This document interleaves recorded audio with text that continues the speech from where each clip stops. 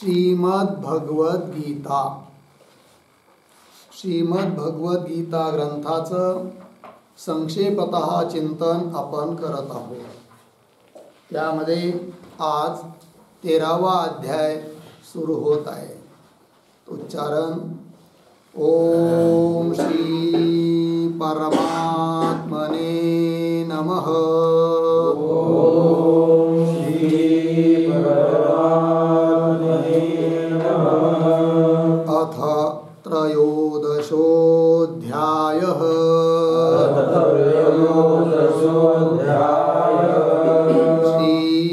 श्रीभगवानुवाच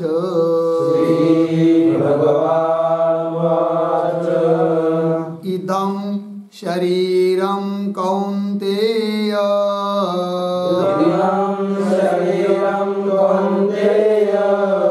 क्षेत्रमित्यभिधीयते। एतद्यो वेत्ति तं प्राहुः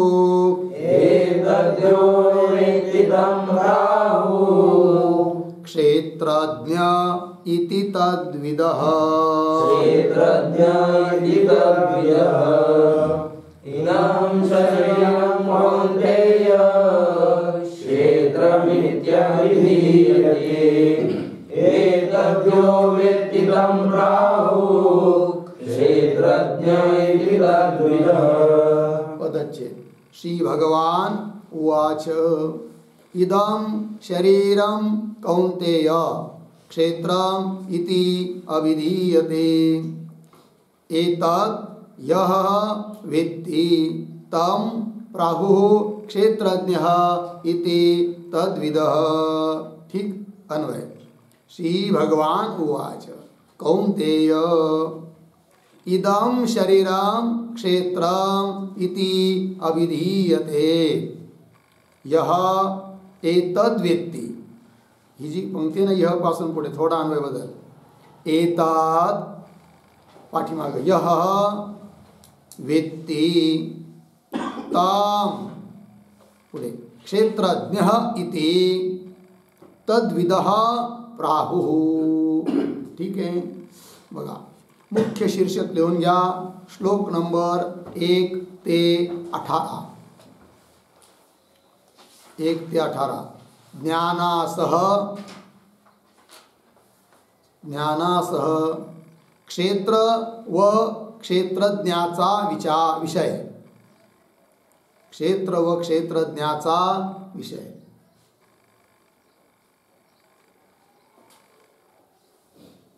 ठीक आहे, तर बघा आता हा 13वा अध्याय चालू होत आहे। तर 13वा अध्याय कसा आरंभ होतो आहे, कुठं त्याचं बीज आहे, तर मागच्या अध्यायामध्ये 12व्या अध्यायामध्ये 7 नंबरचा एक श्लोक आला होता। तेषामहं समुद्धर्ता मृत्यू संसार सागरात। भगवंताने सांगितलं होतं की मी माझ्या भक्तांना मृत्यूरूपी संसार सागरातून उद्धरून नेतो। पण ते जे उद्धरून नेणं आहे ते आत्मज्ञानाशिवाय तर शक्य नाही आहे की नाही।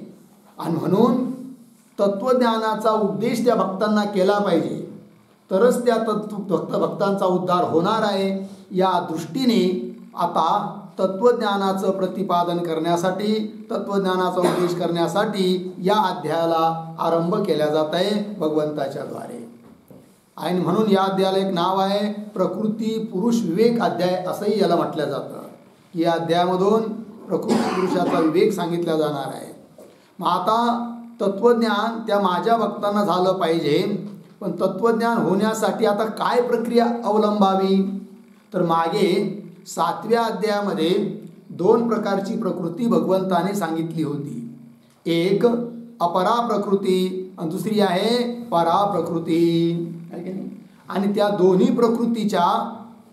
प्रकृतीचा ज्यांना विवेक नाही, ज्ञान नाही, आहे की नाही, असे जे ब्रह्माचेच अंश ब्रह्मस्वरूपच असणारे जे जीव, परंतु त्या दोन्ही प्रकृतीचा विवेक नसल्यामुळे जीव भावाला प्राप्त झालेला जो चेतन अंश आहे त्याला हा संसार प्राप्त झालेला आहे। मग ज्या निमित्ताने संसार जीवाच्या पाठीमागं लागला आहे ते निमित्तच आता समाप्त केलं पाहिजे. काय ते निमित्त आहे की त्या दोन्ही प्रकृतीच्या परमात्म्याच्या प्रकृतीचा अविवेक. मग आता त्या प्रकृतीचा विवेक होण्यासाठी अध्यायाला आरंभ केला जात आहे. या अध्यायाला आरंभ करताय. ठीक आहे. आता ती जी दोन प्रकृती सांगितली होती परा आणि अपरा तिलाच या ठिकाणी दुसऱ्या भाषेत बोलतायत. क्षेत्र आणि क्षेत्रज्ञ.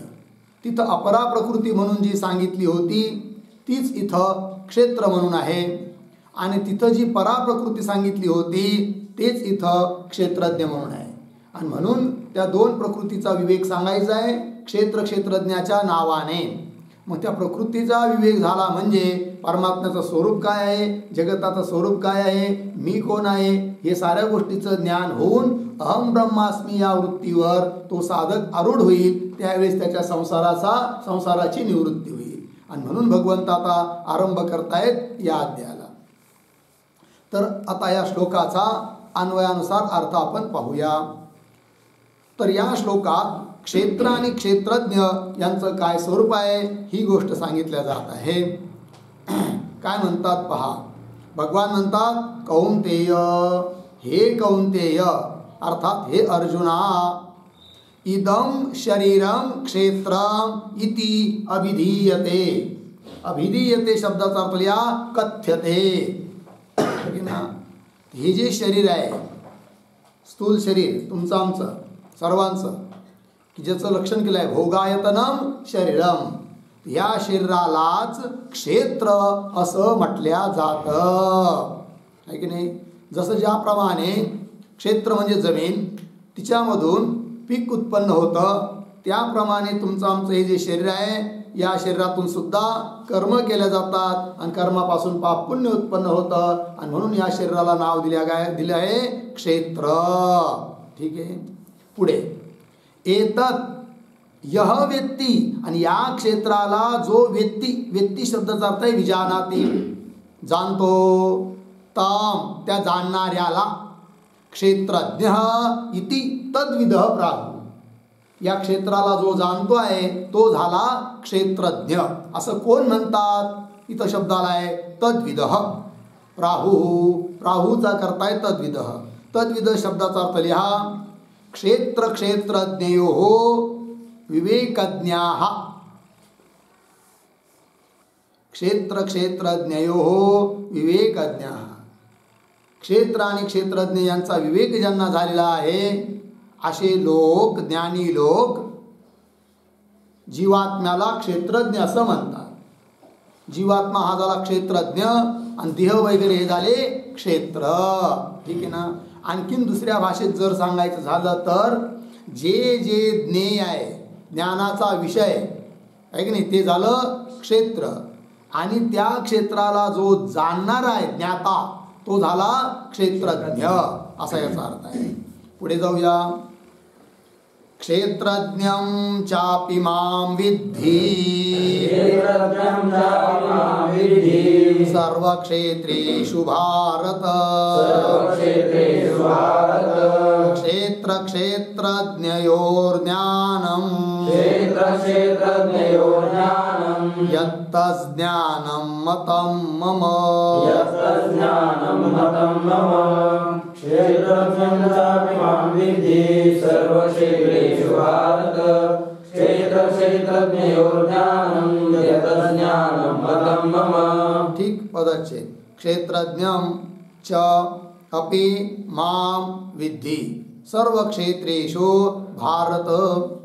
क्षेत्र क्षेत्रज्ञयोः ज्ञानं यत् तज्ज्ञानं मतं मम. ठीक है. अन्वय.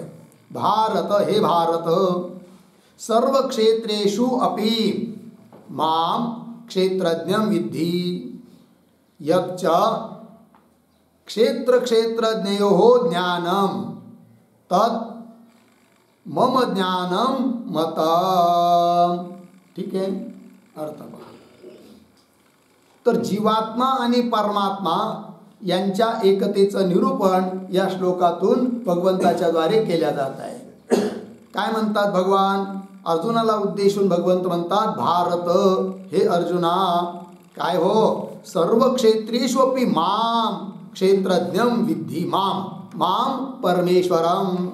मी जो परमेश्वर आहे ना, तोच काय आहे, साऱ्या क्षेत्रामध्ये जो वरच्या श्लोकात क्षेत्रज्ञ म्हणून सांगितला. संपूर्ण शरीरामध्ये जीव जो आहे ना, तो क्षेत्रज्ञ आहे, जाणणारा देहादिकांना. तर तो जो क्षेत्रज्ञ आहे ना, तो दुसरा तिसरा कोणी नसून तो मीच आहे असं भगवंत म्हणतात. मलाच तू समज. अर्थात जीव परमात्म्याची एकता सिद्ध होते आहे. तर सर्व क्षेत्रेषु अपि माम माम परमेश्वरम क्षेत्रज्ञ विद्धी विद्धी जानीहि. ठीक, पुढे पोराला सांगा वगैरे बोल नका. यच्च क्षेत्र क्षेत्रज्ञयो ज्ञानम तत् मम ज्ञानम मतम. ठीक आहे, बघा आता. आणि जे क्षेत्र आणि क्षेत्रज्ञ या दोघांच्या विषयीचं जे ज्ञान आहे की नाही, सम्यक ज्ञान, यथार्थ ज्ञान, पण दोघांचं ज्ञान विलक्षण आहे. क्षेत्रज्ञ हा चेतन तत्व आहे आणि क्षेत्र हे जड तत्व आहे. अशा विलक्षण रूपाने दोघांचं जे यथार्थ ज्ञान भगवान म्हणतात, तत् मम ज्ञानम, मम ईश्वरस्य ज्ञानम, तेच माझं वास्तविक ज्ञान आहे असं मतम, असं अभिप्राय, असं मला मान्य आहे असं भगवान सांगतात. ठीक आहे, दोघांचं यथार्थ रूपाने ज्ञान व्हायला पाहिजे. क्षेत्राचं मिथ्यात्व रूपाने ज्ञान आणि क्षेत्रज्ञाचं मी चेतन सत्य परमात्मा रूपाने ज्ञान, या रूपाने ज्ञान होणं तेच खरं माझ्या स्वरूपाचं यथार्थ ज्ञान आहे असं भगवंत बोलतात. पुढे तत्क्षेत्रम यच्च यादृक् च यद्विकारी यतश्च स च यो यत्प्रभावश्च तत्समासेन मे शृणु.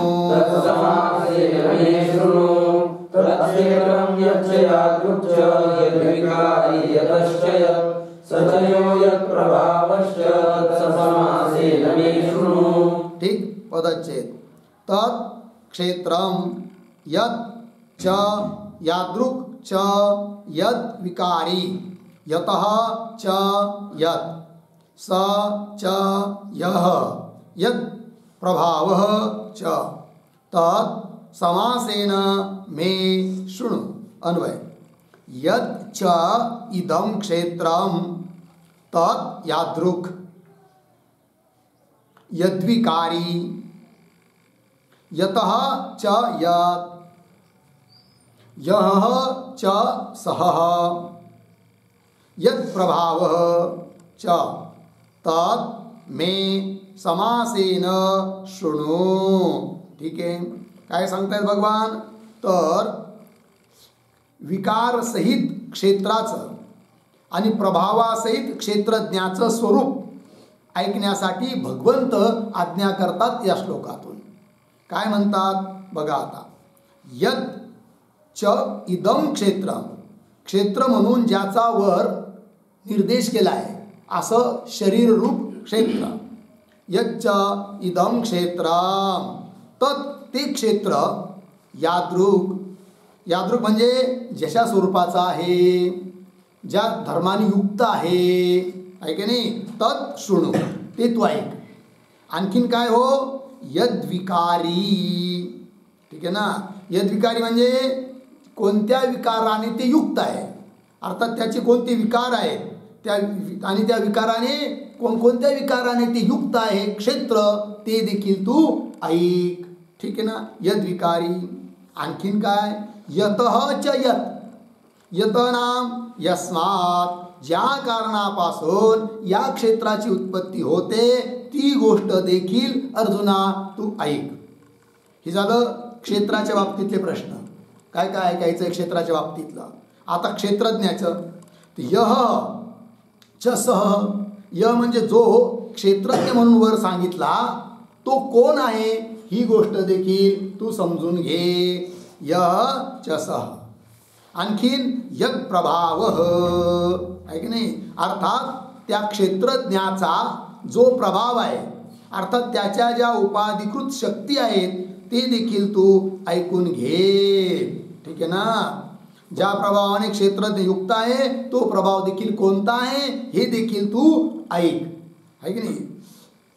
यत प्रभावच तत् त्या साऱ्या गोष्टी ऐक. पण अर्जुन म्हणेल ऐकायला मी तयार आहे, पण सांगणारा कोण? भगवान म्हणतात काळजी करू नको, ते मी सांगणार आहे ना. बघा, तत् मे समासेन शृणो. मे शब्दाचा अर्थ लिहा मम वाक्यतः. मम वाक्यतः, माझ्या वाक्याने शृणू, ऐक. तेही कसं? समासेन. समासेन शब्दाचा अर्थ होतो संक्षेपेन. मी काही फार विस्तार करणार नाही आहे, थोडक्यात या साऱ्या गोष्टीचं विवेचन करणार आहे असं भगवंत बोलतात. ठीक आहे, चला पुढे. ऋषिभिर्बहुधा गीतम् छन्दोभिर्विविधैः पृथक् ब्रह्मसूत्रपदैश्चैव हेतुमद्भिर्विनिश्चितैः. ऋषिभिर्बहुधा गीतं छन्दोभिर्विविधैः पृथक् ब्रह्मसूत्रपदैश्चैव हेतुमद्भिर्विनिश्चितैः. ठीक. बघा आता पदचे. ऋषिभिः बहुधा गीतं छन्दोभिः विविधैः पृथक् ब्रह्मसूत्रपदैः च एव हेतुमद्भिः विनिश्चितैः. ठीक है. अन्वय. एतत् ऋषिभिः बहुधा गीतं विविधैः छन्दोभिः पृथक् गीतं. ठीक है ना. हेतुमद्भिः विनिश्चितैः ब्रह्मसूत्रपदैः च एव गीतं. ठीक आहे. बघा आता अर्थ काय सांगतायत. तर वर भगवंताने सांगितलं की हे अर्जुना, तू माझ्याकडून क्षेत्र आणि क्षेत्रज्ञ यांच्या बाबतीतल्या या साऱ्या गोष्टी ऐकून घे. त्यात म्हणजे काय? क्षेत्राच्या बाबतीतलं आणि क्षेत्रज्ञाच्या बाबतीतलं जे यथार्थ ज्ञान आहे ते तू समजून घे. ठीक आहे ना. मग आता त्या क्षेत्र आणि क्षेत्रज्ञाच्या बाबतीतलं जे सांगण्याला योग्य यथार्थ ज्ञान आहे त्याची स्तुती या श्लोकातून केल्या जात आहे भगवंताच्या द्वारे. का बरं? श्रोतृ बुद्धी प्ररोचनार्थम. ऐकणाऱ्याच्या बुद्धीमध्ये ऐकण्याची आवड निर्माण व्हावी, ऐकण्यासाठी आणखीन उत्कंठा वाढावी, उत्सुकता वाढावी, यासाठी त्या क्षेत्र आणि क्षेत्रज्ञाच्या यथार्थ ज्ञानाचं स्तवन या श्लोकातून केल्या जात आहे. कसं आहे ते दोघांचं यथार्थ ज्ञान याथात्म्य ही गोष्ट सांगतायत पहा. एतत् ऋषिभिः बहुधा गीतं. एतत् म्हणजे काय? अध्यारोप शब्द घेतला ना येतात, त्याचा अर्थ लिहून ठेवा. क्षेत्र क्षेत्रज्ञयोः याथात्म्यम. क्षेत्र क्षेत्रज्ञयोः याथात्म्यम. क्षेत्र आणि क्षेत्रज्ञाच्या बाबतीतले यथार्थ ज्ञान का हो? कसं आहे ते? ऋषिभिः बहुधा गीतं. गीतं शब्दाचा अर्थ आहे कथितं. ऋषिभिः वसिष्ठादिक जे अनेक मोठमोठे ऋषी होऊन गेले त्यांनी बहुप्रकार अनेक प्रकारांनी त्याचं कथन केलेलं आहे योग वासिष्ठादी ग्रंथामध्ये. त्याचप्रमाणे विविधैः छन्दोभिः पृथक् गीतं. विविधैः नाना प्रकारैः वेगवेगळ्या प्रकारांनी छंदोभी वेदाच्या मंत्रांच्या द्वारे पृथक् गीतं विवेकतः. पृथक शब्द अर्थ आहे विवेकतः. अगदी भिन्न भिन्न रूपाने त्याचं कथन केलेलं आहे क्षेत्र आणि क्षेत्रज्ञाच्या याथात्म्याचं. आणखीन हो कोणी तर सांगतात हेतुमद्भिः विनिश्चितैः ब्रह्मसूत्रपदैः. ब्रह्मसूत्रपदैः याचे दोन विशेषण. हेतुमद्भिः विनिश्चितैः. ठीक आहे ना. मग अगोदर हे कळून घेऊया आपण की ब्रह्मसूत्रपदैः म्हणजे नेमकं काय. तर त्याचे दोन अर्थ आहेत. एक जे शारीरिक भाष्य आहे ब्रह्मसूत्र आपण ज्याला म्हणतो आता तो ब्रह्मजिज्ञासा वगैरे, ती सुद्धा आपण ब्रह्मसूत्र पदाने तर घेतलं जाणं शक्य आहे. कारण व्यासांनीच महाभारतात गीता लिहिली, व्यासांनी सूत्र लिहिले, म्हणून तेही म्हणतात की ते ब्रह्मसूत्राच्या द्वारे. पण ब्रह्मसूत्र पद याचा वास्तविक अर्थ काय आहे तर त्याच्यावर एक वाक्य लिहून घ्या. ब्रह्मसूत्र पदही याच्यावर. ब्रह्मणः सूचकानि, ब्रह्मणः सूचकानि वाक्यानि, सूचकानि वाक्यानि ब्रह्मसूत्राणि, ब्रह्मसूत्राणि अर्धविराम. तैः पद्यते, तैः पद्यते गम्यते ज्ञायते, ज्ञायते ब्रह्म इति. तानि पदानि उच्यते, उच्यन्ते, तानि पदानि उच्यन्ते. पूर्णविराम. तैः एव च, तैः एव च क्षेत्र क्षेत्रज्ञयोः, क्षेत्र क्षेत्रज्ञयोः याथात्म्यं गीतम् इति, याथात्म्यं गीतम् इति. अर्थ पहा. ब्रह्मसूत्र पदैहि असं पद आहे. तर ब्रह्मण सूचकानी वाक्यानी, ब्रह्माचे सूचक, ब्रह्माचे बोधक, ब्रह्माचं ज्ञान करून देणारे जे वाक्य त्यांना म्हणायचं ब्रह्मसूत्र आहे की नाही. आणि तैही त्या ब्रह्मसूत्राच्या द्वारे अर्थात ब्रह्मबोधक वाक्यांच्या द्वारे पद्यते अर्थात गम्यते अर्थात न्यायते, जाणल्या जातं ब्रह्म. आणि म्हणून त्या वाक्याला म्हणायचं ब्रह्मसूत्र पद. तैही आहे की नाही. तैही एव ब्रह्मसूत्र पदही म्हणजे एका शब्दात बोलायचं झालं तर ब्रह्मबोधक वाक्यही, ब्रह्माचं बोध करून देणारे जे वाक्य, मग ते श्रुती वाक्य असू शकतात किंवा व्यासकृत जे ब्रह्मसूत्र आहे तेही असू शकतात आहे की नाही. तर त्यांच्याद्वारे क्षेत्र आणि क्षेत्रज्ञाचं यथार्थ ज्ञान सांगितल्या गेलेलं आहे. कसे आहे ते ब्रह्मबोधक वाक्य, त्याची इथं दोन विशेषण. हेतुमद्भिः विनिश्चितैः, हेतुमद्भिः याचा अर्थ लिहा युक्तियुक्तैः,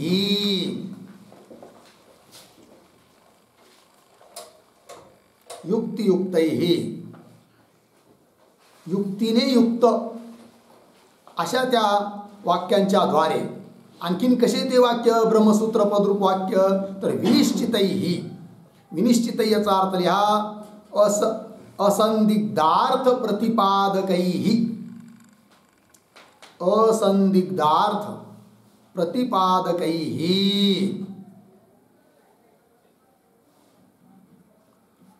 असंदिग्ध संशयरहित अशा अर्थाचं प्रतिपादन करणारे ते वाक्य आहे. अर्थात निश्चित ज्ञान उत्पन्न करून देणारे ते वाक्य आहे.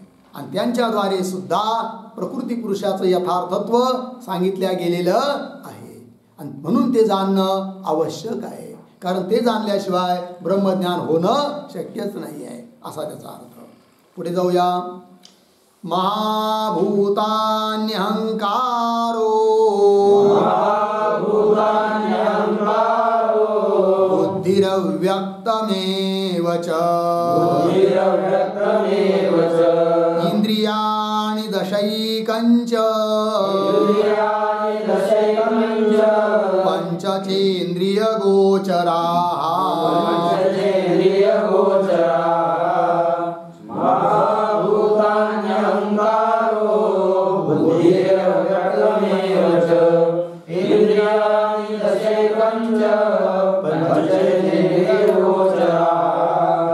इच्छा द्वेष सुखम दुःखम, संघातश्चेतना धृतिः, तत्क्षेत्रं समासेन सविकारमुदाहृतम्. इच्छा द्वेष सुखं दुःखं संघातश्चेतनाधृतिः एतत् क्षेत्रं समासेन सविकारमुदाहृतम्. पदच्छेद. महाभूतानि अहंकारः बुद्धिः अव्यक्तम् एव च इंद्रियाणि दश एकं च पंच च इंद्रियगोचराः इच्छा द्वेषः सुखं दुःखं संगातः चेतना धृतिः एतत् क्षेत्रं समासेन सविकारम उदाहृतम. ठीक आहे जी. चला तर श्लोक नंबर 3 मध्ये भगवान म्हणाले की क्षेत्र आणि क्षेत्रज्ञाच्या बाबतीत अशा अशा गोष्टी तू समजून घे, जाणून घे, ऐकून घे. पुन्हा त्या क्षेत्र आणि क्षेत्रज्ञाचं जे यथार्थ ज्ञान त्याची स्तुती केली श्लोक नंबर 4 मध्ये. तर म्हणे मग आता कदाचित अर्जुन म्हणे ठीक आहे देवा, तुम्ही मला ऐकायला सांगितलं, सांगा की मग आता क्षेत्र काय आहे, क्षेत्रज्ञ काय आहे. तेव्हा आता भगवंत क्षेत्राचं स्वरूप काय हे सांगायला सुरुवात करतात या 5व्या श्लोकामध्ये. आणि 6व्या श्लोकात त्या क्षेत्राचे जे विकार आहेत ते सांगतात. ठीक आहे ना. अर्थात विकारासहित क्षेत्राचं विवेचन या 2 श्लोकातून भगवंताच्या मुखातून केल्या जात आहे. ठीक आहे. तर काय आहे, अन्वय नाही झालं ना, अन्वय वाचतो. अन्वय महाभूतानि अहंकारः बुद्धिः अव्ययम च दश च एकं च इंद्रियाणि पंच च इंद्रियगोचराः. ठीक. पुढे इच्छा द्वेषः सुखं दुःखं संगातः चेतना धृतिः च एतत् समासेन सविकारम क्षेत्रम उदाहृतम. ठीक आहे. आता अर्थ पहा. महाभूतानि पंचमहाभूत, पण महाभूतानि शब्दाने अर्थ लिहा सूक्ष्म पंचमहाभूतानि. सूक्ष्म पंचमहाभूतानि. ठीक आहे. झाले 5. पुढे अहंकार. अहंकार म्हणजे कोण. अहंकार शब्दाचा अर्थ महाभूत कारणम अहम प्रत्यय लक्षण. महाभूत कारणम अहम प्रत्यय लक्षण, जो की त्या सूक्ष्म पंचमहाभूतासाठी कारण आहे आणि अहम अहम या प्रतीतीचा विषय आहे, तो झाला अहंकार. लागलं. पुढे आहे बुद्धी. बुद्धी म्हणजे काय, त्या अहंकाराचंही कारण असणारी बुद्धी, जिचं अध्यवसाय निश्चय करणं हे जिचं स्वरूप आहे. ठीक आहे ना. बुद्धी ही. बर. पुढं आहे अव्यक्तम. अव्यक्त शब्दाने घ्यायचं त्या बुद्धीचंही कारण असणारी मूल प्रकृती, प्रधान जिला म्हणतो आपण. तर किती झाले 8. 5 6 7 8. तर कसं मागं जसं अपरा प्रकृती म्हणून जे विवेचन केलं होतं ना तीच प्रक्रिया आहे. तर प्रधान अर्थात मूल प्रकृती, त्याच्यापासून उत्पन्न होतं बुद्धितत्व ज्याला महत्त्व असंही म्हणतो आपण. त्याच्यापासून अहंकार आणि अहंकारापासून पंचतन्मात्रा अर्थात सूक्ष्म पंचमहाभूते. तर 5 आणि हे 3 अहंकार बुद्धी आणि अव्यक्त हे 3 5 आणि 3 8 झाले. पुढे आणखी दश च एकम इंद्रियाणी. दश म्हणजे 5 ज्ञानेंद्रिय 5 कर्मेंद्रिय आणि मन 10 आणि 1 11 हे झाले इंद्रिय. झालं. बर 11 झाले ना. 11 आणि 8 किती झाले 19. पुढे पंचच इंद्रिय गोचराः. इंद्रिय गोचराः म्हणजे इंद्रिय विषयाः शब्दादय. इंद्रियांचे विषय शब्द स्पर्श रूप रसगंध हे घ्यायचे आहे की नाही. तर 19 आणि हे 5 किती झाले 24 आहे की नाही. सांख्यशास्त्रकारांनी देखील 25 तत्व सांगितले ना. तर 25 पैकी एक झाला पुरुष चेतन तत्व आहे की नाही, आणि बाकीचे 24 हेच ते 24 आहे. ठीक आहे. हे सारं कशाच्या अंतर्गत, क्षेत्राच्या अंतर्गत आहे. याला क्षेत्र म्हणा, याला अपरा प्रकृती म्हणा असा अर्थ आहे. क्षेत्र म्हणा. आता हे झालं क्षेत्राचं स्वरूप. आता त्या क्षेत्राचे विकार काय आहे हे सांगतात पुढे. इच्छा आहे की द्वेष प्रसिद्ध आहे, सुख दुःख, संघात आहे की नाही. संघात म्हणजे देह इंद्रियादिकांचा समूह. पुन्हा पुढे आला आहे चेतना. चेतना शब्दाने घ्यायचं अंतकरण वृत्ती ही, ठीक आहे ना. चेतना. पुन्हा धृती धैर्य एतत् हे झाले क्षेत्राचे विकार. या विकारासहित क्षेत्राचं स्वरूप इथं सांगितलं थोडक्यात भगवंताने. तीच गोष्ट एतत् समासेन संक्षेपेन सविकारम क्षेत्रम उदाहृतम. विकारासहित, सविकार म्हणजे विकारासहित क्षेत्र, त्याचं कथन इथं केलेलं आहे. ठीक आहे. चला पुढे. अमानित्वमदम्भित्व अहिंसा क्षान्तिरार्जवम् आचार्योपासनं शौचम् स्थैर्यमात्मविनिग्रहः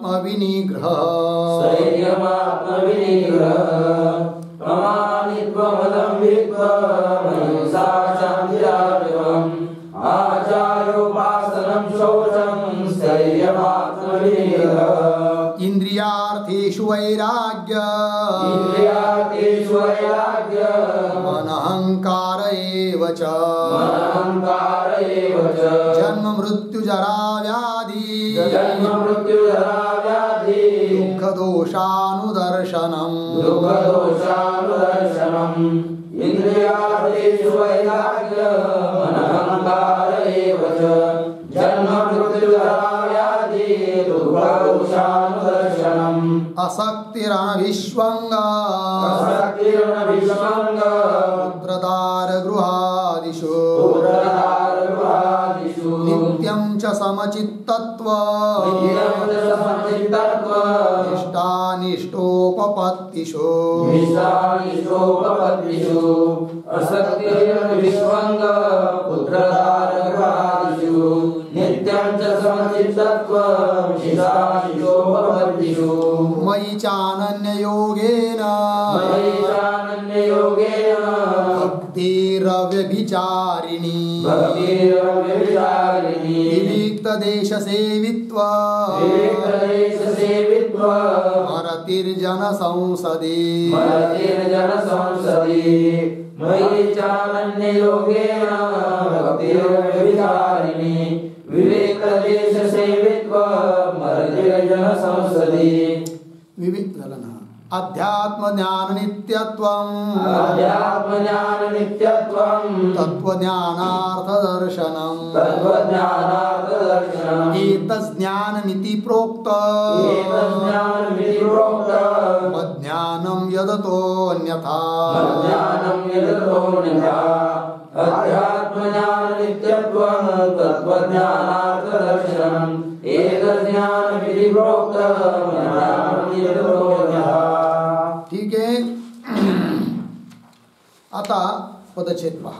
अमानित्वम अदम्भित्वम अहिंसा क्षांति आर्जवम आचार्योपासनं शौचम स्थैर्यम आत्मविनिग्रह इंद्रियार्थेषु वैराग्यम अनहंकारः एव च जन्म मृत्यु जरा व्याधि दुःख दोषानुदर्शनम् असक्तिः अनविष्वङ्गः पुत्रदार गृहादिषु नित्यं च समचित्तत्वम्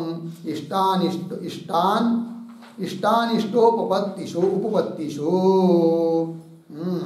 समचित्तत्वम् इष्टानिष्ट उपपत्तिषु. पुढे. मयि च अनन्ययोगेन भक्तिः अविविचारिणी विविक्तदेशसेवित्वम् अरतिः जनसंसदि अध्यात्मज्ञान नित्यत्वं तत्त्वज्ञानार्थदर्शनम् एतत् ज्ञानम् इति प्रोक्तम् अज्ञानम यत् अतः अन्यथा. ठीक है. अन्वय. अमानित्वम अदम्भित्वम अहिंसा क्षांति आर्जवम आचार्योपासनम शौचम स्थैर्यम आत्मविनिग्रह इंद्रियार्थेषु वैराग्यम अनहंकारः च जन्म मृत्यु जरा व्याधि दुःख दोषानुदर्शनम. ठीक. पुढे. असक्तिः पुत्रदार गृहादिषु च अनविष्वङ्गः. ठीक. इष्टानिष्टोपपत्तिषु च. पुढे. नित्यं समचित्तत्वं.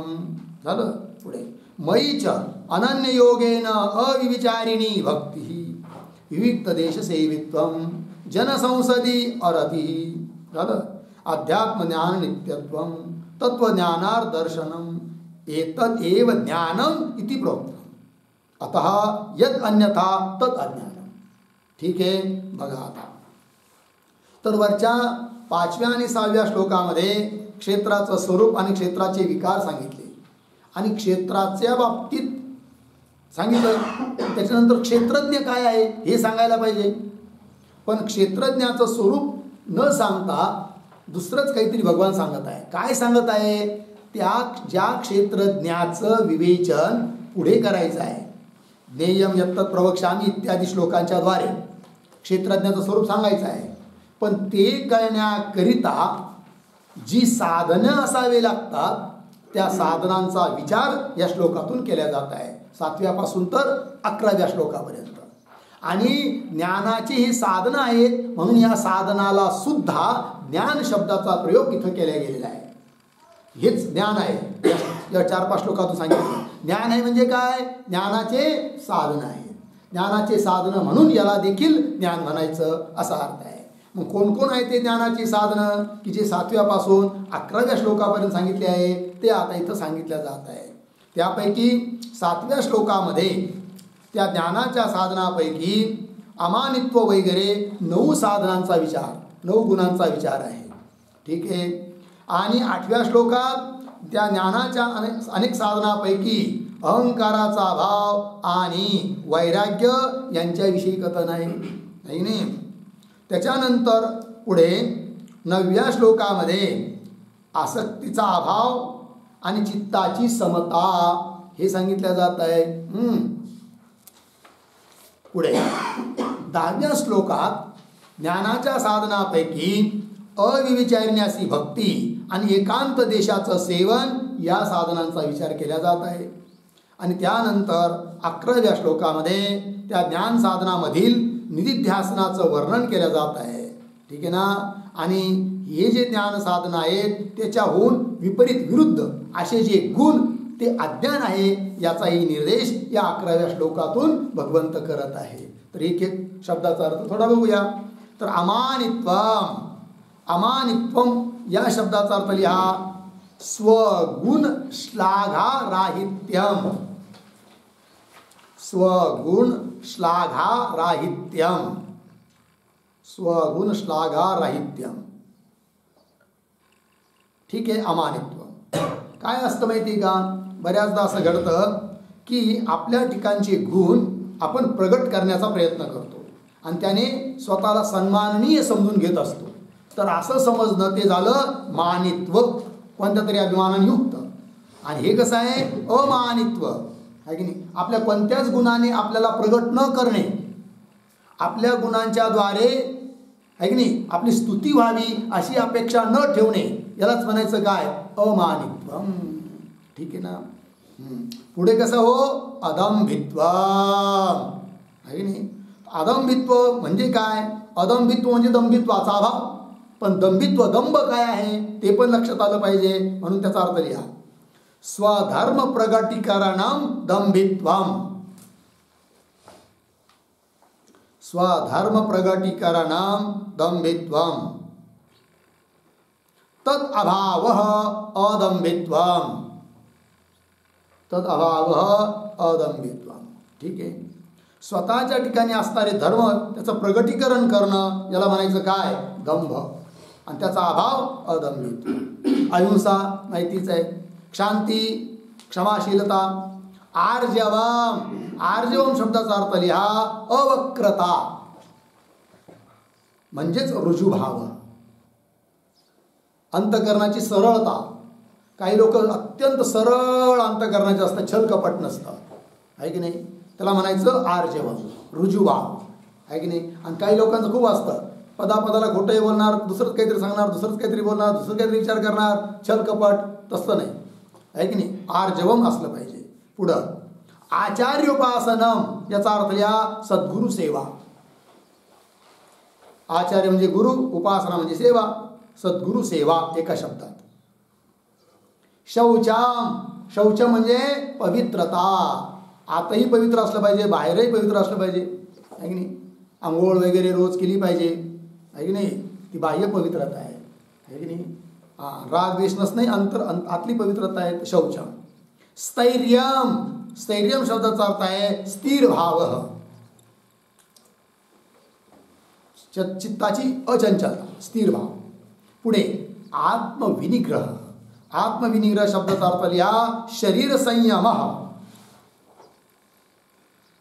शरीराचा संयम याला म्हणायचा आत्मविनिग्रह.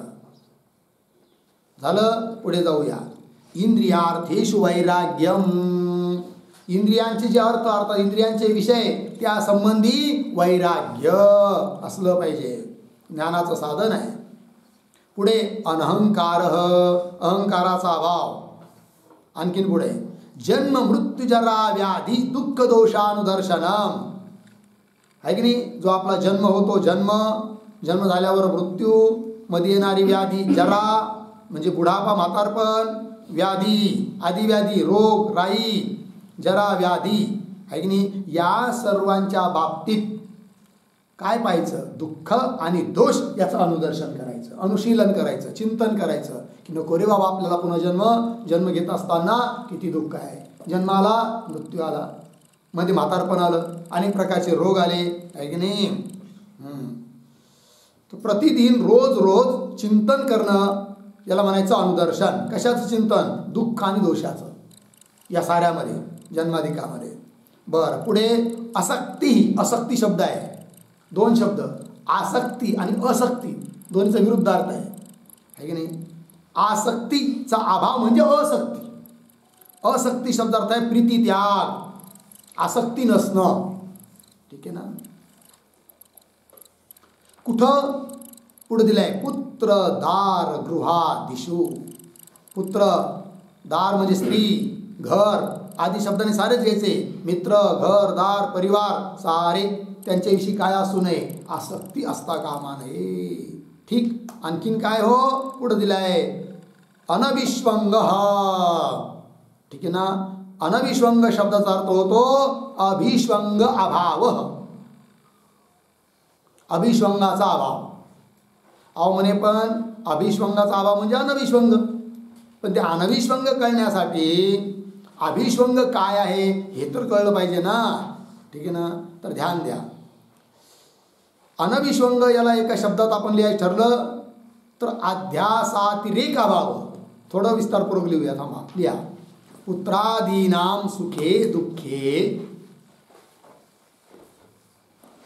पुत्रादीनां सुखे दुःखे च अहमेव सुखी दुःखी, अहमेव सुखी दुःखी च इति अध्यासातिरेकाभाव, इति अध्यासातिरेकाभाव अभाव याला म्हणायचं अनविश्वंग. ठीक आहे? अर्थ पहा.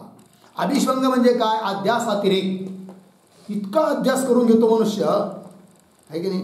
जसं उदाहरणार्थ आपला पुत्र पत्नी वगैरे कोणी काय आजारी पडलाय, सुखी आहे किंवा दुःखी आहे. तर आजारी पुत्र पडलाय ना, पण तो मनुष्य त्याचा बाप एवढा स्वतःशी त्याला लावून घेतो की त्याला तोच भाईबल होऊन जातो. तो म्हणतो बाप रे बाप, आता मीच आजारी पडलो आहे की नाही? कधी कधी असं घडतं की दवाखान्यात घेऊन गेलाय बाप कुणाला? मुलाला. पण मुलाला सलाईन लावण्याच्या अगोदर बापाला लावावं लागते, कारण बाप इतका व्हायबल होऊन जातो त्याला असं वाटतं आता माझा पुत्र वाचतो म्हणून मीच मरतो की काय, म्हणजे मलाच दुःख होऊ राहिलं असं त्याचा भास होतो. याला म्हणायचं अध्यास अतिरेक, यालाच म्हणायचं अभिश्वंग, आणि याचा अभाव असला पाहिजे म्हणजेच अनभिश्वंग. ठीक आहे? पुढे जाऊया. अनभिश्वंग झालं. हां. पुढं इष्टानिष्ट उपत्तीषु च नित्यम समचित्तत्वम. इष्ट वस्तू प्राप्त झाली, कदाचित अनिष्ट वस्तू प्राप्त झाली. उपपत्ती म्हणजे प्राप्ती. इष्टाची प्राप्ती किंवा अनिष्टाची प्राप्ती झाली असता त्या सर्वांच्या बाबतीत नित्यम सदा समचित्तत्वम, समान चित्ताने राहणं, आहे की नाही? हे सुद्धा एक ज्ञानाचं साधनच आहे, म्हणून ज्ञान म्हणायचं. पुढे चला. मयी च अनन्य योगेन अविचारिणी भक्ती. भक्ती हे एक साधन आहे. कुठं कशी? भगवान सांगतात मयी, माझ्या ठिकाणी, अनन्य योगेन म्हणजे सर्वात्मदृष्ट्या, आहे की नाही, अनन्य रूपाने अविविचारिणी. अविविचारिणी शब्दाचा अर्थ लिहा एकांत भक्ती, जिच्यात विचार नाही आहे अशी भक्ती, एकांत भक्ती. आणि अनन्य योगेन याचा अर्थ लिहा सर्वात्मदृष्ट्या. सर्वात्मदृष्ट्या सर्व हा माझा आत्माच आहे अशा अशी जी अविचारिणी भक्ती, ते सुद्धा ज्ञानाचं साधन असल्याने ज्ञानच आहे. आणखीन काय हो, विविक्त देश सेवित्वम, आहे की नाही. विविक्त देश सेवित्वम म्हणजे काय, तर अशा देशात अशा जागेत राहावं माणसाने. कशा हो, विविक्त. विविक्त म्हणजे काय, जे शुद्ध आहे, पुन्हा तिथं गेल्यानंतर चित्ताला प्रसन्नता वाटते, अशा देशात, विविक्त देशात राहण्याचं आहे स्वभाव ज्याचा, आहे नाही. विविक्त देशम सेवितुम शीलम यस्य तस्य भाव तत्वम विविक्त देश सेवित्वम, आहे की नाही. शुद्ध मनाला प्रसन्न करणाऱ्या देशामध्ये, जागेमध्ये राहण्याचा स्वभाव वाला असावा. आणखीन कसा असावा साधक, जनसंसदी अरतीही. ठीक आहे ना. अरती शब्दाचा अर्थ लिहा रती अभाव. रती प्रेम, आसक्ती, प्रेमचा अभाव कुठं, जनसंसदी. जनसंसदी म्हणजे लोकांच्या सभेत जाण्याची अरती, रतीचा अभाव म्हणजे फार लोकात जाऊ न वाटणं, आहे की नाही. काही लोकांना बघा लोकाशिवाय करमत नाही, इतकी सवय लागून जाते. जर एक दिवस कोणी 4 माणसं भेटायला नाही आले तर व्याकुळ होतात काही माणसं, सतत माणसातच पडलेली असतात. तसं असू नये, एकांतात राहण्याची सवय असली पाहिजे. म्हणून म्हटलं आहे जनसंसदी अरती, फार लोकांमध्ये जाण्याची रुची असू नये. ठीक आहे. पुढे आणखीन अध्यात्मज्ञान नित्यत्व, हे एक साधन आहे. अध्यात्मज्ञान नित्यत्व काय आहे हो, त्याचा अर्थ लिहूया थोडा. आत्मानम अधिकृत्य, आत्मानम अधिकृत्य वर्तमानम ज्ञानम, वर्तमानम ज्ञानम अध्यात्म ज्ञानम, अध्यात्म ज्ञानम अर्धविराम तस्मिन् नित्यत्वम बराबर नित्य भाव, तत्वम पदार्थ शुद्धि निष्ठत्वम इत्यर्थः. तत्वम पदार्थ शुद्धि निष्ठत्वम इत्यर्थः. बघा अर्थ. अध्यात्म ज्ञान नित्यत्व म्हणजे काय, तर आत्मानम अधिकृत्य, अधिकृत्य विषय कृत्य, आत्म्याला विषय करणारं आहे की नाही जे ज्ञान. अधिकृत्य वर्तमानम म्हणजे आत्म्याला विषय करणारं असं जे ज्ञान, त्याला म्हणायचं अध्यात्म ज्ञान. आत्म्याच्या संबंधीचं ज्ञान अध्यात्म ज्ञान. आणि त्याच्या बाबतीत काय हो, नित्यत्व म्हणजे नित्य भाव म्हणजे काय बरं, तत्वम पदार्थ शुद्धिनिष्ठत्व. अर्थात तत्पदाचा अर्थ काय आहे, त्वम पदाचा अर्थ काय आहे, वाच्यार्थ काय आहे, लक्षार्थ काय आहे, अशा प्रकारच्या चिंतनात हमेशा राहणं, याचं नाव आहे अध्यात्मज्ञान नित्यत्वम. ठीक आहे. पुढे चला. तत्वज्ञानार्थ दर्शनम, हे एक साधन आहे. तत्वज्ञानार्थ दर्शनम याचा अर्थ लिहून घ्या थोडक्यात. मोक्षस्य सर्वोत्कृष्टता आलोचनम, मोक्षस्य सर्वोत्कृष्टता आलोचनम. ठीक. मोक्षा साधन असणारं तत्वज्ञान आणि हेच सर्वात उत्कृष्ट आहे, श्रेष्ठ आहे असं चिंतन, याला म्हणायचं तत्वज्ञानार्थ दर्शनम. एतदेव ज्ञानमिति प्रोक्तम. आता हे जे सांगितले अमानित्वापासून ते तत्वज्ञानार्थ दर्शनम इथपर्यंत, हे खरं तर ज्ञानाचे साधन आहे. म्हणूनच तर यांना म्हणतात ज्ञानमिति प्रोक्तम. भगवान म्हणतात हेच काय आहे, ज्ञान आहे. बरं, मग ठीक आहे. पुढं अतः यत अन्यथा, अत म्हणजे हे जे सांगितले अमानित्वापासून तत्वज्ञानार्थ दर्शनम इथपर्यंत, याला सोडून बाकीचे जे, त्याला म्हणतो आम्ही काय, अज्ञान. अत यत अन्यथा, याला सोडून बाकीचे जे इतर आहे ते झाले सारे अज्ञान. कळालं जी. चला पुढे. आता क्षेत्र सांगितलं, क्षेत्रज्ञ सांगायच्या अगोदर क्षेत्रज्ञाचं ज्ञान होण्यासाठी लागणारे साधन त्याचं विवेचन केलं. आता इथून पुढं क्षेत्रज्ञ काय आहे ते सांगतात. त्या ज्ञानाच्या द्वारे वर सांगितलेल्या साधनाच्या द्वारे जाणण्यायोग्य जे तत्व आहे ते आहे क्षेत्रज्ञ. त्याच्या बाबतीत बोलायला सुरुवात करतात. श्लोक नेयं यत्तत् प्रवक्ष्यामि यज्ञात्वा मृतमश्नुते अनादिमत् परं ब्रह्म न सत्तन्नासदुच्यते. नेयं यत्तत् प्रवक्ष्यामि यज्ञात्वा मृतमश्नुते अनादिमत् परं ब्रह्म न सत्तन्नासदुच्यते. पदच्छेद नेयं यत् तत् प्रवक्ष्यामि यज्ञात्वा अमृतम अश्नुते अनादिमत् परम ब्रह्म न सत् तत् न असत् उच्यते. अन्वय यत् ज्ञेयं यच्च ज्ञात्वा अमृतम अश्नुते तत् प्रवक्ष्यामि. ठीक आहे, इथून पुढचा थोडासा अन्वय बदल करूया. प्रवक्ष्यामीच्या पुढे एक शब्द सोडून अनादिमत, आणखी थोडं पुढं तत्, माग परम, माग ब्रह्म, पुढे न सत न च असत इति उच्यते.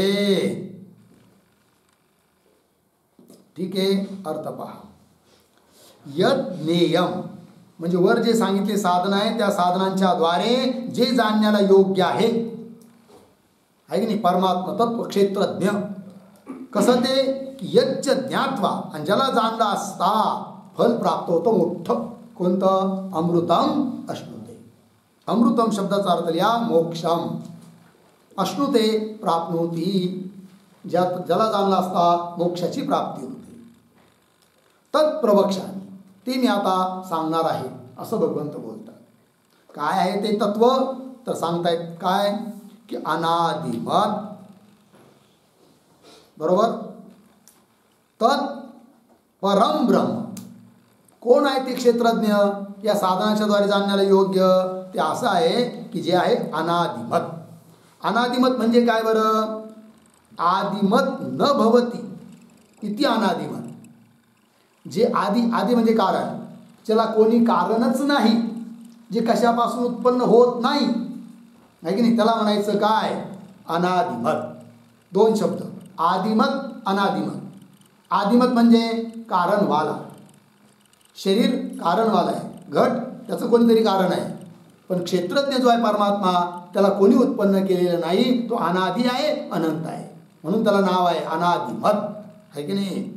असं जे परम ब्रह्म आहे की नाही, परब्रह्म, ते कसं आहे पुन्हा? न सत च न असत इति उच्यते. त्याला सतही म्हणता येत नाही आणि असतही म्हणता येत नाही.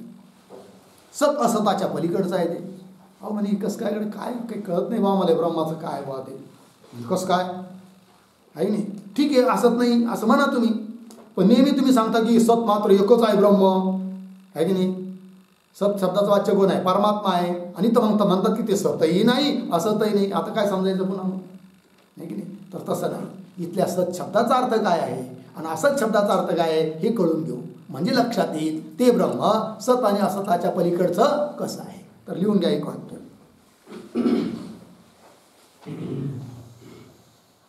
ठीक आहे. विधिमुखेन,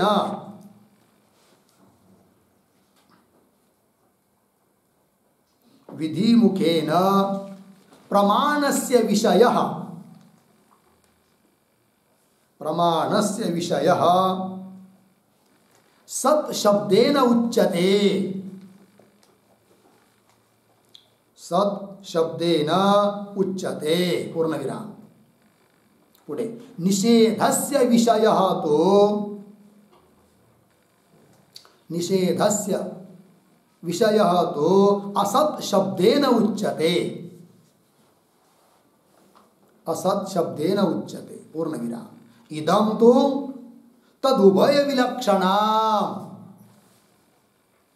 तदुभय विलक्षणम अविषयत्वात् इत्यर्थः. अविषयत्वात् इत्यर्थः. ठीक आहे, अर्थ पहा. सत म्हणजे काय, असत म्हणजे काय, इथली परिभाषा. तर विधिमुखेन प्रमाणस्य विषय असत इति उच्यते. विधिमुखाने आहे या वाक्याने, या अशा प्रकारच्या वाक्याने जो प्रमाणाचा विषय होतो त्याला म्हणायचं इथं काय, सत. समोर घट ठेवलाय आहे की नाही, तर घट आहे की नाही, हे विधी वाक्य आहे. आणि न घटित जे वाक्य असतं ते निषेध वाक्य, न शब्दाने युक्त जे वाक्य ते निषेध वाक्य. तर विधिमुखाने आणि चक्षुरादी प्रमाणाचा विषय बनला कोण, घट. म्हणून घट पट मठ हे झाले सत इथं. ठीक आहे ना. इथं सत शब्दाचा अर्थ त्रिकालाबाधित असं नाही घ्यायचा.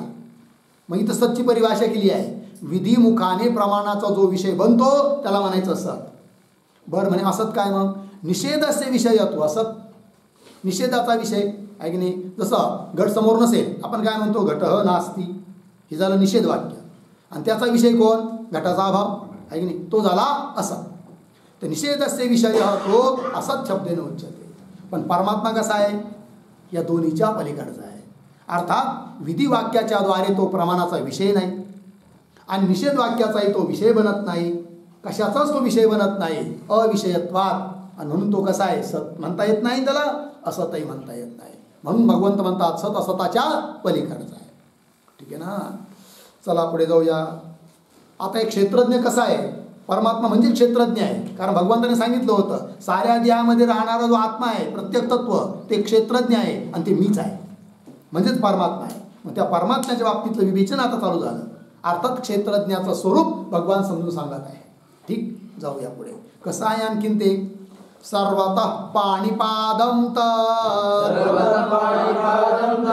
सर्वतोक्षिशिरोमुखं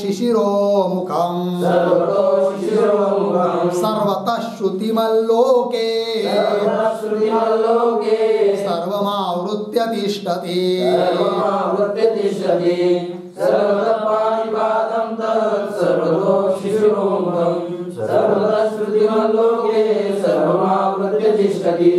ठीक है ना. पदच्छेद. सर्वतः पाणिपादं तत् सर्वतः अक्षिशिरोमुखं सर्वतः श्रुतिमत् लोके सर्वं आवृत्य तिष्ठति. अन्वय. तत् सर्वतः पाणिपादं सर्वतः अक्षिशिरोमुखं सर्वतः श्रुतिमत् तत् लोके सर्वम आवृत्य तिष्ठति. ठीक आहे ना. बघा त्या परमात्म्याचं स्वरूप कसं आहे की ज्याला क्षेत्रज्ञ म्हणून आपल्याला म्हणायचं आहे ते सांगताय त्या ठिकाणी. ठीक आहे ना. काय म्हणतात, तत् तत् शब्दाचा अर्थ ज्ञेयम ब्रह्म, जाणण्याला योग्य जे ब्रह्म आहे क्षेत्रज्ञ कसं आहे हो, सर्वतः पाणिपादम. सर्वतः म्हणजे सर्वत्र, पाणय पादाः च यस्य. पाणी आणि पाद, पाणी म्हणजे हात, पाद म्हणजे पाय. तर साऱ्या ठिकाणी जेवढ्या जीवांचे हात पाय रे ना ते त्याचे हात पाय रे, हात पाय आहे की नाही. असा तो व्यापक परमात्मा तत्व आहे. सर्वतः पाणिपादम. पुन्हा कसं, सर्वतः अक्षिशिरोमुखम. सर्वत्र त्याचे काय आहे, अक्षी म्हणजे डोळे, शिरोमुखम, शिर म्हणजे डोकं आणि मुख, सर्व ठिकाणी त्याचे काय आहे, अक्षी, मुख आणि शिर आहेत. सर्वत्र श्रुतिमत. सर्वत्र नाम सर्वत्र, श्रुतिमत. श्रुतिमत शब्दाचा अर्थ लिहा, श्रवणेंद्रियही युक्त. श्रवण इंद्रियाने ते युक्त आहे. सारे श्रवण इंद्रिय त्याचे श्रवण इंद्रिय आहेत. कान, साऱ्यांच्या कानावाला, साऱ्यांचे कान हे परमात्म्याचेच कान आहे. ठीक आहे, असा अर्थ आहे. आणखीन कसं आहे ते, तत् लोके. लोके शब्दाचा अर्थ लिहा, प्राणी समुदाय. साऱ्या प्राणी समुदायामध्ये सर्वम आवृत्य तिष्ठति. आवृत्य शब्दाचा अर्थ आहे व्याप्य आहे की नाही. तिष्ठति म्हणजे स्थितीम लभते. साऱ्यामध्ये व्याप्त होऊन ते परमात्मा तत्व उरलेलं आहे. असा तो क्षेत्रज्ञ आहे. ठीक आहे, जाऊया पुढे. सर्वेंद्रिय गुणाभासम सर्वेंद्रिय विवर्जितम असक्तं सर्वभृच्चैव निर्गुणं गुणभोक्तृ च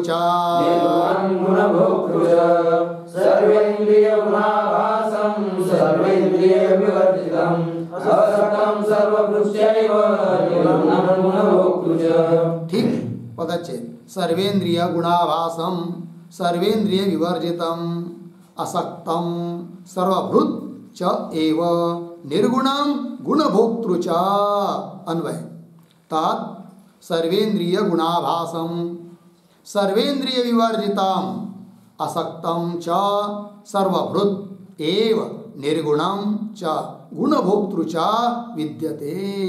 ठीक आहे. तर परमात्म्याचे जे दोन रूप आहे सगुण रूप आणि निर्गुण रूप त्या दोन्ही स्वरूपाच्या एकतेचं कथन केलं जात आहे. ठीक आहे की नाही.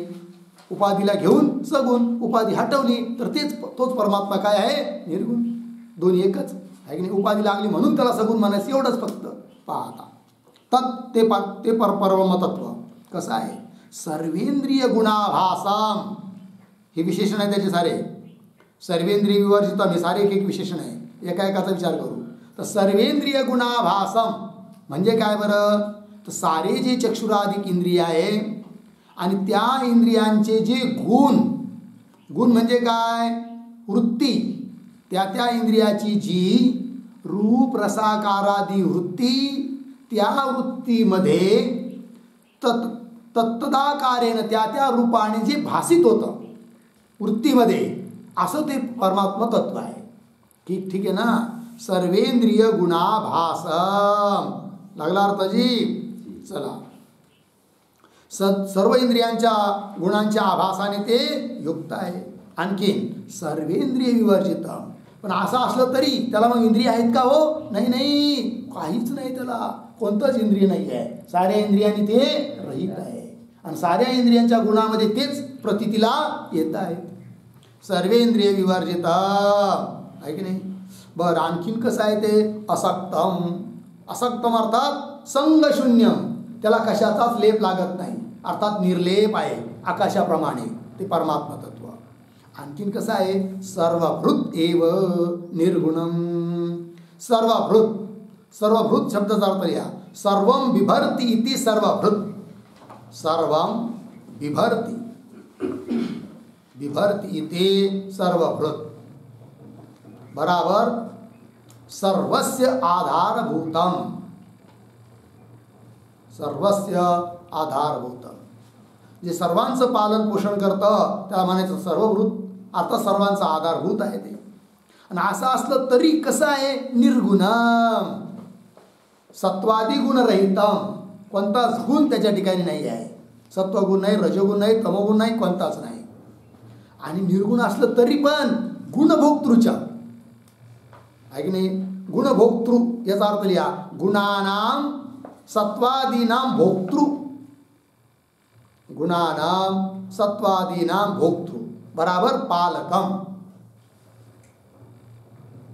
सत्वगुण रजोगुण तमोगुण वगैरे जे गुण आहे त्यांचं ते भोक्तृ म्हणजे पालक आहे. अर्थात गुणांना सत्ता त्याच्यामुळेच आहे पण ती मात्र गुणरहित आहे.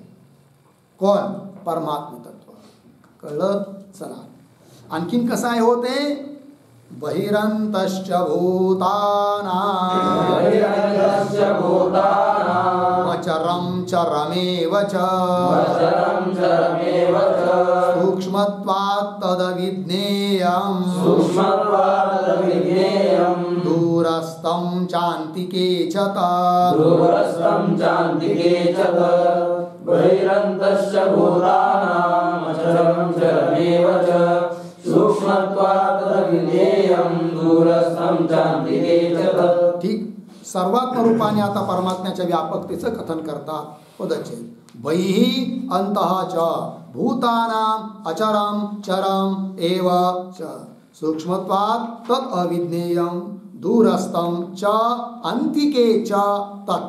अन्वय तत् भूतानां बहिः अन्तः च अचरं चरम च एव तत् सूक्ष्मत्वात् अविज्ञेयं. तच्च दूरस्थम अंतिकेच. ठीक आहे, बघा असं असणार ते परमात्मा तत्व कसं आहे.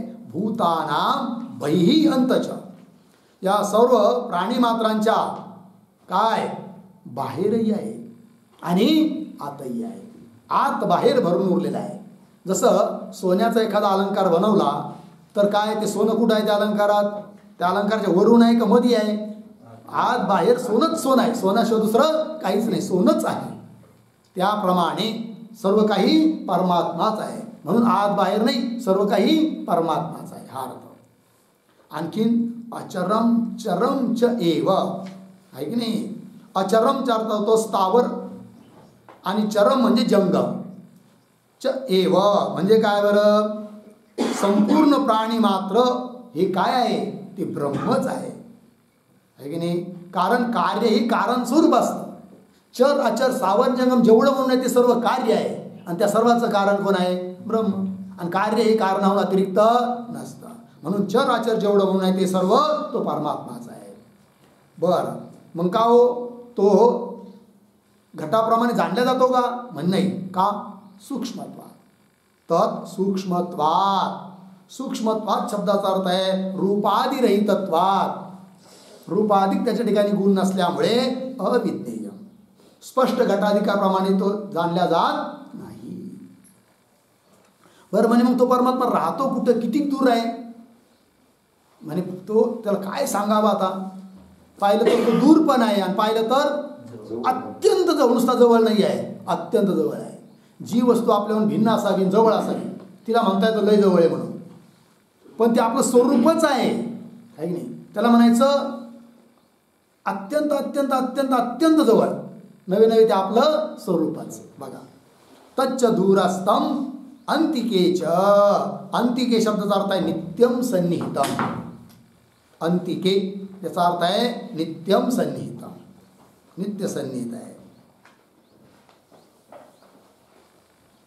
मग म्हणे का दूरस्थ कोण म्हणे त्याला, तर जे अज्ञानी लोक आहे त्यांच्यासाठी ते काय अत्यंत दूर आहे की नाही. आणि ज्ञानी पुरुषासाठी ते काय अत्यंत जवळ आहे, म्हणून त्याला म्हणायचं दूरस्थम अंतिकेच. ठीक आहे, जाऊया पुढे.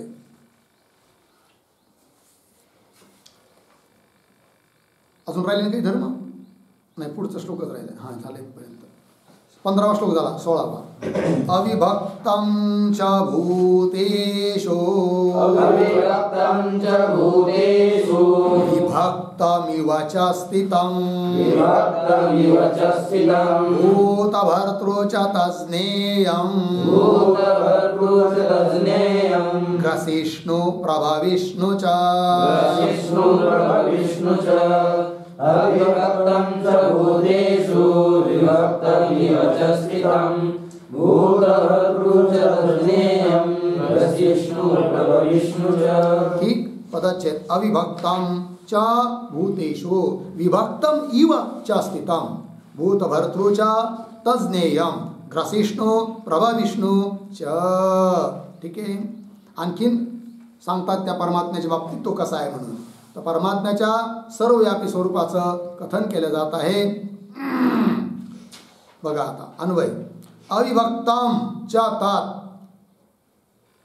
थोडासा करायचं, तात भूतेषु अविभक्तम असं करायचं. तात भूतेषु अविभक्तम च, पुढे विभक्तम इव, पुढे सरळ आहे. विभक्तम इव च स्थितम तच्च भूतभर्तृ ग्रसिष्णु प्रभविष्णु च ज्ञेयं. बघा ते परमात्मा तत्व कसं आहे. तच्च भूतेषु साऱ्या प्राणी मात्रामध्ये कसं आहे अविभक्त, म्हणजे विभागरहित. कारण ते सर्वांचं कारण आहे. तर कारण दृष्टिकोनातून विचार केला तर विभागरहित आहे, अभिन्न आहे. जसं उदाहरण माती आणि घट. ठीक आहे ना. मातीच्या दृष्टिकोनातून घटाला जर पाहिलं तर घट हा मातीपासून वेगळा नाहीच. त्याप्रमाणे आहे की नाही. कारण दृष्टीने विचार केला तर काय ते अविभक्त भूतेषु. बर कार्यदृष्टीने विचार केला तर पुढे विभक्तम इवच स्थितम. माती त्याच्यापासून घट बनला. आता कार्यदृष्टीने विचार केला तर घट हा कार्य आहे की नाही, आणि त्याचं कारण माती आहे. मग कार्यदृष्टीने विचार केला तर मातीपासून वेगळा आहे कोण? घट. आणि कारण दृष्टीने विचार केला तर मातीपासून वेगळा नाहीच कोण? घट. म्हणजे अविभक्त पण विभक्त पण. ठीक आहे. विभक्तम इव, जणू काय विभक्त असल्यासारखा, विभक्त नाही आहे, विभक्त असल्यासारखा स्थित आहे, अवस्थित आहे.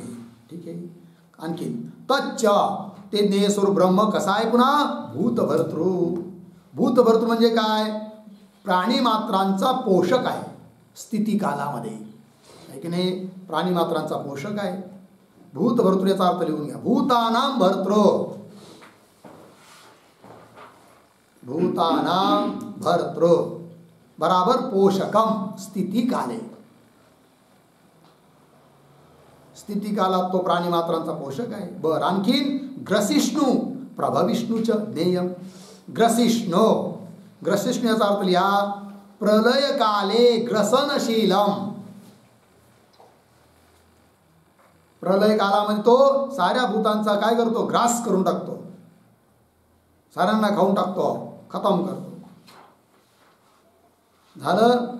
पुढे प्रभविष्णूच ज्ञेयम. प्रभविष्णू, प्रभविष्णू शब्दार्थ सृष्टी काले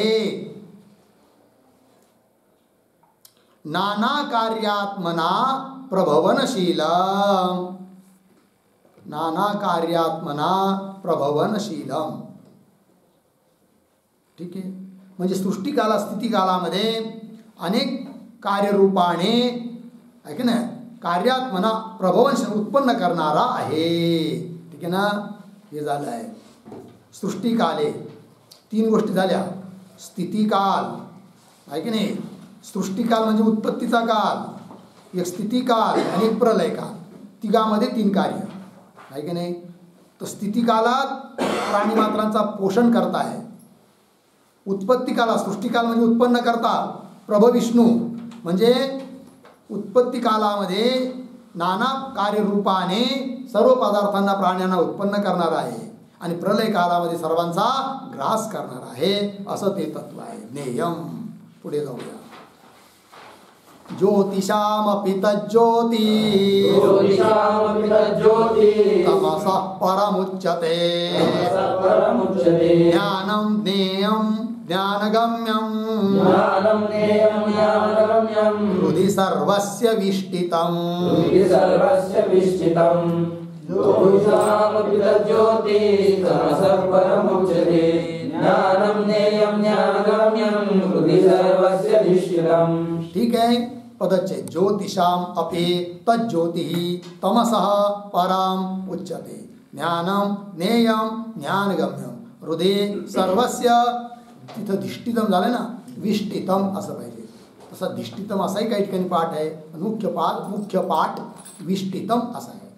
अन्वय. तत् ज्योतिषाम अपि ज्योति तमसः अपि परम उच्यते तत् ज्ञानम ज्ञेयम ज्ञानगम्यम सर्वस्य हृदय विष्टितम. कसं आहे ते क्षेत्रज्ञ रूप परमात्मा पहा. तत् ज्योतिषाम अपि ज्योति. ज्योतिषाम, ज्योतिषाम शब्दाचा अर्थ आहे चंद्र आदित्यादी नाम. ठीक ना. प्रकाशन करणारे पदार्थ सूर्य चंद्र आदी. चंद्र आदित्यादी नाम अपि ज्योति. ज्योति शब्दार्थ प्रकाशकम. सूर्य चंद्रादी जे प्रकाशक पदार्थ आहे त्यांचाही प्रकाशन करणारा, त्यांनाही सत्ता देणारा हा परमात्मा आहे. आणखीन कसा आहे हो. तमसः परम उच्यते. तमसः शब्दाचा अर्थ अज्ञानात. परम उच्यते. परम शब्दार्थ अज्ञान असंस्पृष्टम. अज्ञानाच्या पलीकडे आहे आणि अज्ञानाच्या संबंधाने रहित आहे असा तो परमात्मा आहे. आणखीन कसा आहे तो. ज्ञानम ज्ञेयम ज्ञानगम्यम.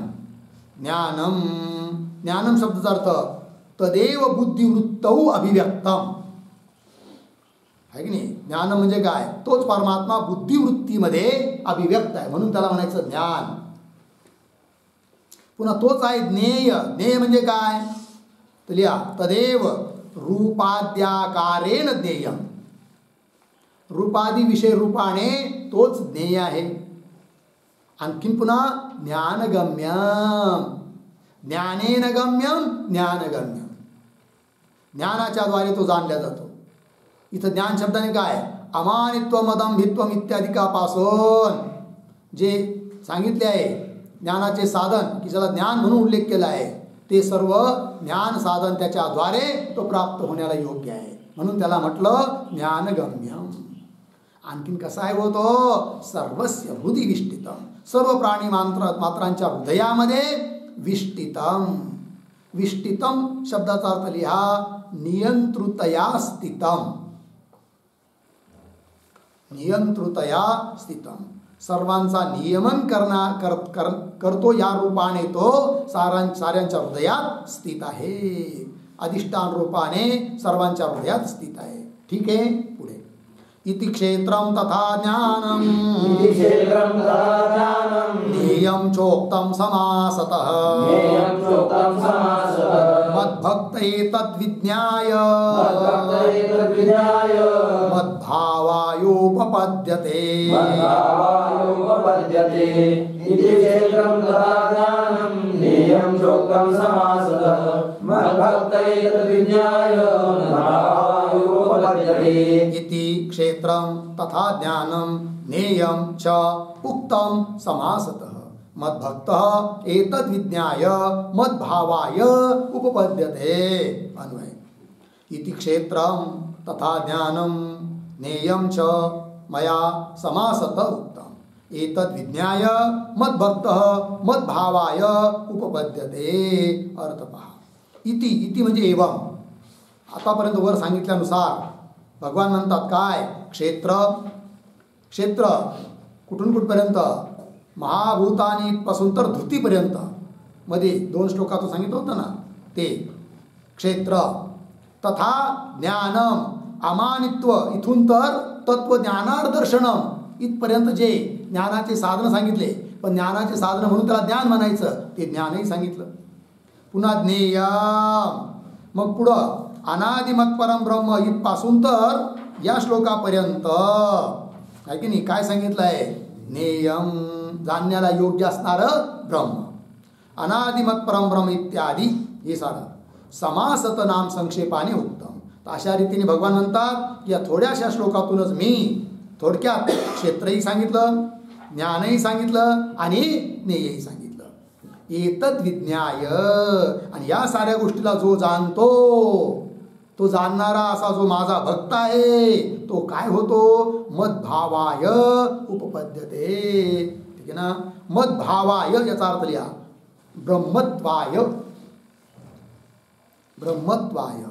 ठीक आहे, उपपद्यते अर्थात योग्यो भवती, ब्रह्मभाव प्राप्त होण्याला तोच योग्य होतो जो याला या साऱ्या गोष्टीला जाणतो. लागलं जी, बस इथपर्यंतचा हा विषय झाला. पुढचा विषय पुढच्या सत्रात. हरि ओम तत्सत्. पूर्णमदः पूर्णमिदं पूर्णात् पूर्णमुदच्यते पूर्णस्य पूर्णमादाय पूर्णमेवावशिष्यते. ओम